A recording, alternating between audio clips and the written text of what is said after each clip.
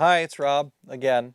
Wanted to just cover this guy right here. We're not going to cover um, the 1604 in depth.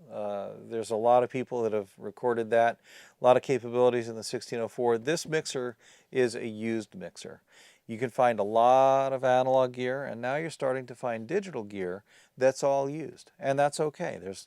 But when you get used equipment, just like a used car, just like you used anything you formerly loved, let's put it that way, right? You have to be careful to be sure that everything works. Now, this was a bargain. Initially, this mixer sold for like $1,200 or $1,000, and it was brought out probably, I think, in the late 80s, early 90s, right? I had one from kind of the mid 90s. I've owned several of these. This one was manufactured, the date code is 2011. It's been around for a long time. A lot of bands have used this. This was actually a keyboard mixer.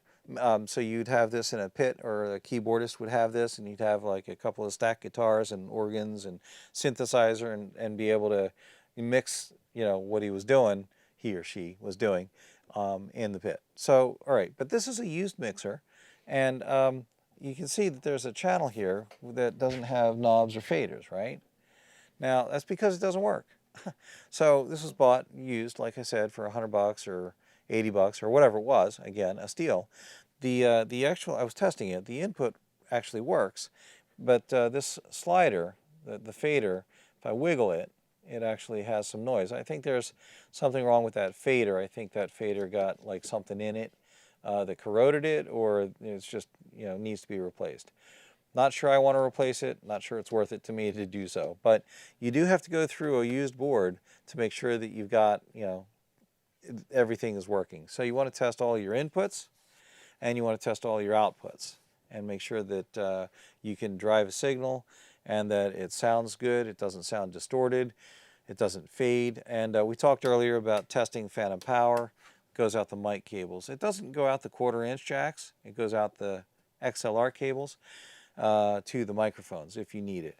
Unfortunately, on a board like this, when you turn phantom power on, it energizes phantom power for all of the sockets.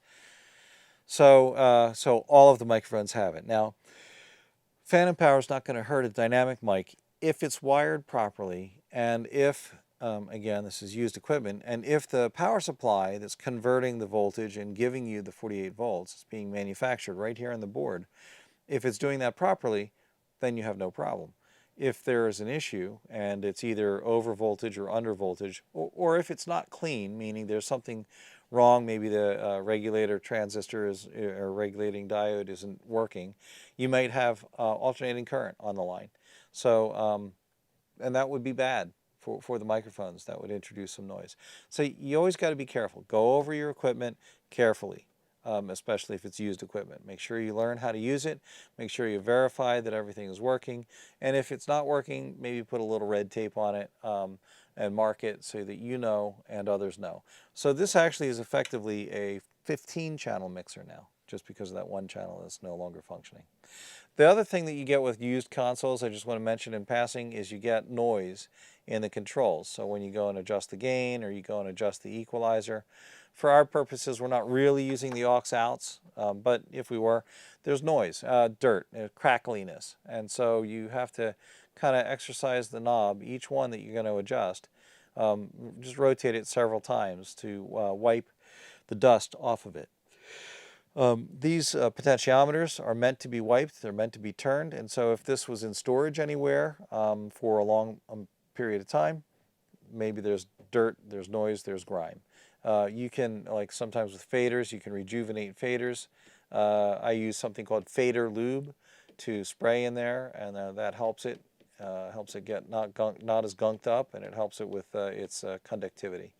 All right, anyway, point being, use equipment, always check it.